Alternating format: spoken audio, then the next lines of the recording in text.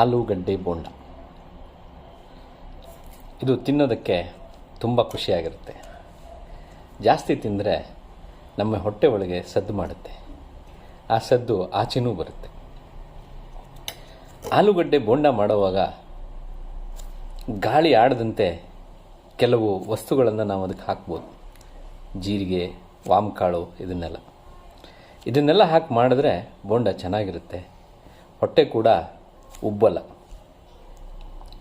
ಆಲೂಗಡ್ಡೆ ಬೋಂಡ ಮಾಡೋದಕ್ಕೆ ಬೇಕಾಗಿರುವಂಥ ಮುಖ್ಯ ವಸ್ತು ಅಂದರೆ ಆಲೂಗಡ್ಡೆ. ಅದನ್ನು ಎಲ್ಲಿಂದ ತರಬೇಕು ಅನ್ನೋದೊಂದು ವಿಷಯ. ಅದನ್ನು ತರಕಾರಿ ಅಂಗಡಿಯಿಂದ ತರಬೇಕು. ಅದು ತಂದಮೇಲೆ ಏನು ಮಾಡೋದು?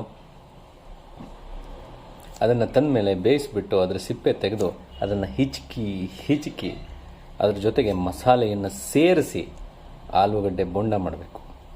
ಬರೀ ಮಸಾಲೆ ಸೇರಿಸಿದ್ರೆ ಆಗಲ್ಲ, ಅದನ್ನು ಎಣ್ಣೆಯಲ್ಲಿ ಕರಿಬೇಕು. ಈ ರೀತಿಯಾಗಿ ಆಲೂಗಡ್ಡೆ ಬೋಂಡ ಮಾಡೋ ವಿಧಾನವನ್ನು ನನ್ನ ಹೆಂಡತಿ ನಿಮಗೆಲ್ಲ ತಿಳಿಸ್ಕೊಡ್ತಾಳೆ.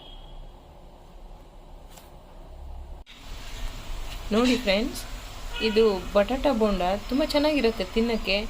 ನೀವು ಮಧ್ಯಾಹ್ನಕ್ಕಾರ ಮಾಡ್ಕೋಬೋದು, ಇಲ್ಲ ಸಂಜೆ ಸ್ನ್ಯಾಕ್ಸ್ಗಂತೂ ತುಂಬಾ ಚೆನ್ನಾಗಿರುತ್ತೆ. ತಿನ್ನೋಕ್ಕೂ ಚೆನ್ನಾಗಿರುತ್ತೆ, ನೋಡೋಕ್ಕೂ ಚೆನ್ನಾಗಿರುತ್ತೆ.